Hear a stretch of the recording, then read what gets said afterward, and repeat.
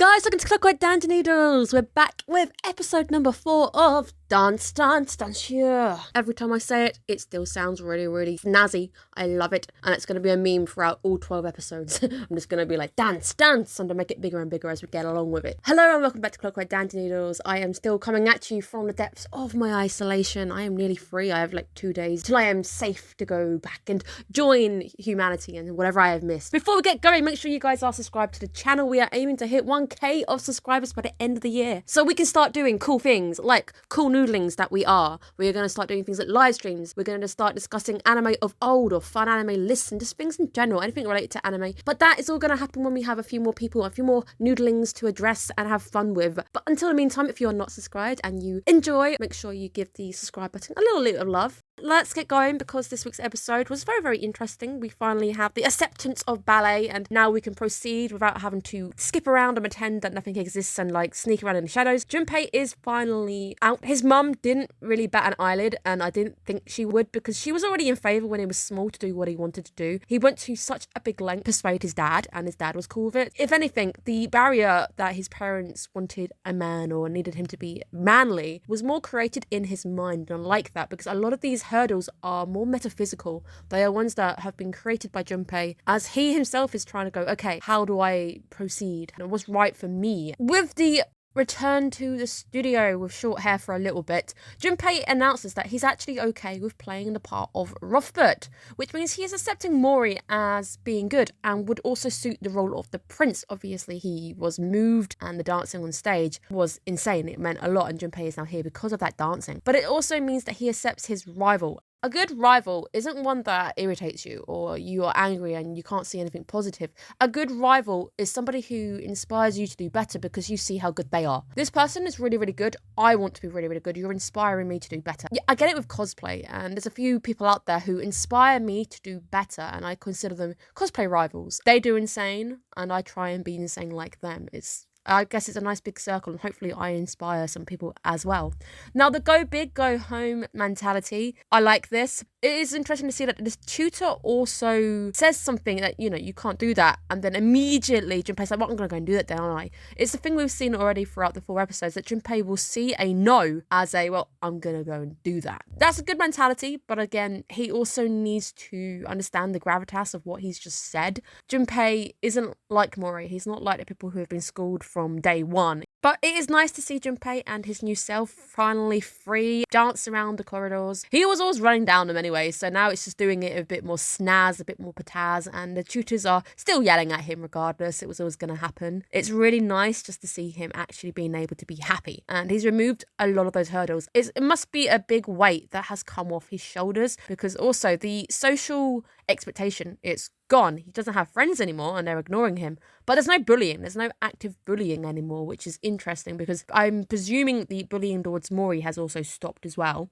But a pipe dream. I believe a pipe dream is okay if you are okay with not hitting it. So a pipe dream, I think, is good because it gives you a direction. It goes, this is a direction I can go, and it allows me to move in the moment. But if I don't make that direction and end up somewhere else, I'm cool with that. That's why I think pipe dreams are good. Both Junpei and the tutor hopefully having the same pipe dream. They believe that maybe he can do bigger things, aspire to the very top. Well, why not? Go for the top and see what happens, see how far you end up falling. I like the idea of, if you shoot for the stars, even if you make like the clouds or something, that is still a very big achievement, regardless of not hitting all the way up.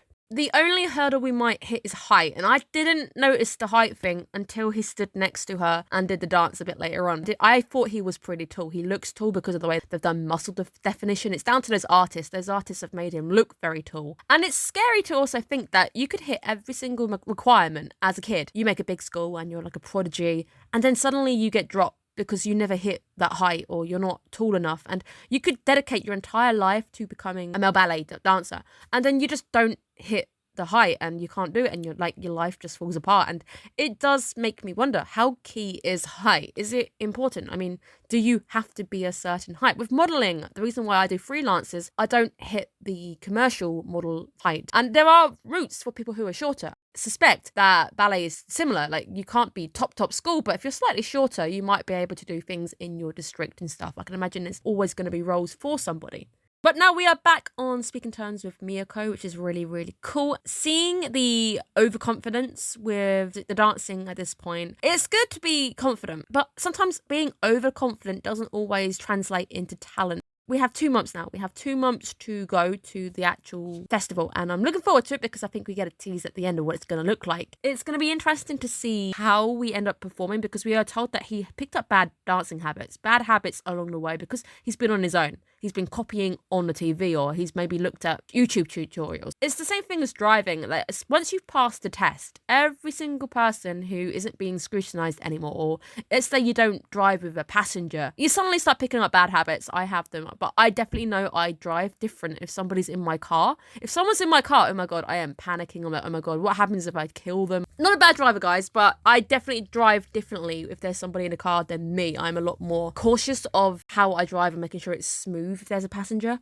There's a lot of differences now. We're going to keep getting the comparisons coming up of Mori and Junpei. Mori, the one who's been rigorously schooled, the one who's been from birth schooled, and we do get a bit of an inkling at how rough he really had it as a kid. To somebody who maybe is naturally talented, but also not cultivated. You see this a lot in like sport animes. This always happens. Somebody's just naturally gifted and eventually they get cultivated to become a very good sportsman or something. So hopefully that's going to happen. But time is ticking and basics are very, very important.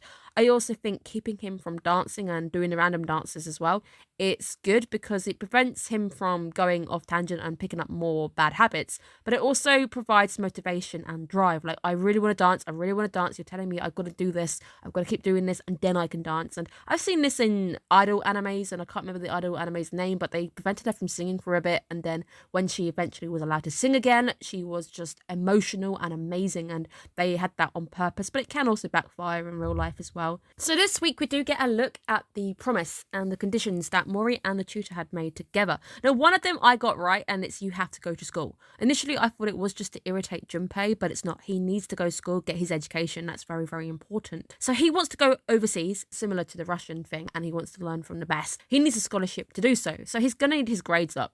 A lot of his scholarships, even if you get it in dance and you do, I think he has to get MVP at the festival, you still have to get good grades. They also want to make sure that you have the basics and you are meant to be an inspirational person.